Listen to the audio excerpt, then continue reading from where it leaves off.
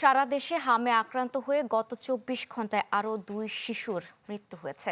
পাশাপাশি এ সময়ে হাসপাতালে ভর্তি হয়েছে ৮৮৪ জন, শনাক্ত হয়েছে ৮৪ এবং সন্দেহজনক শনাক্ত ১১৫১ জন।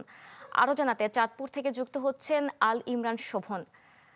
শোভন, প্রতিদিন হাম আক্রান্ত হয়ে শিশুরা হাসপাতালে ভর্তি হচ্ছে, মারাও যাচ্ছেন, চিকিৎসকরা এ ব্যাপারে কি বলছেন? সময়ের সাথে সাথে দেখা দেয় নিত্য নতুন প্রয়োজন। রেডি থাকতে হয় প্রতি মুহূর্ত। তাই এলো ইনোভার, যেন আপনি লাইফে থাকেন রেডি প্রতিদিন। Innova, designed for now.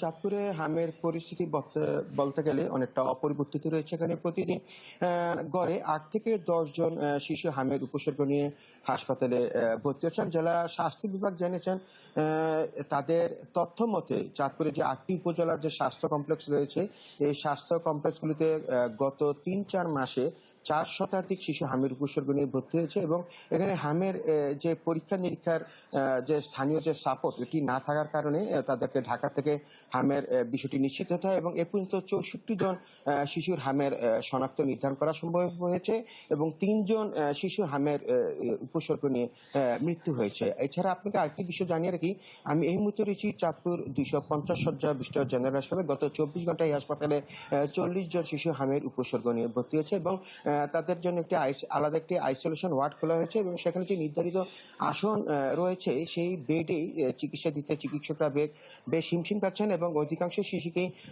বেডের বাইরে বারান্দায় চিকিৎসা নিতে হচ্ছে। এছাড়া উপজেলা পর্যায়ে হাম আক্রান্ত শিশুদের চিকিৎসা সেবার জন্য সেখানেও আসনওয়ারি আলাদা আইসোলেশন ওয়ার্ড খোলা হয়েছে। চিকিৎসকরা বলছেন এতে ঘাবড়ানোর কিছু নেই, যারাই হামের উপসর্গ নিয়ে হাসপাতালগুলিতে ভর্তি হচ্ছেন তাদেরকে পর্যাপ্ত প্রয়োজনীয় চিকিৎসা সেবা দেওয়া হচ্ছে। এই ছিল চাঁদপুর থেকে হাম পরিস্থিতি নিয়ে সর্বশেষ খবর। শোভন, আপনাকে ধন্যবাদ। দর্শক, হাম প্রকোপের খবর জানাচ্ছিলেন আমাদের সহকর্মী।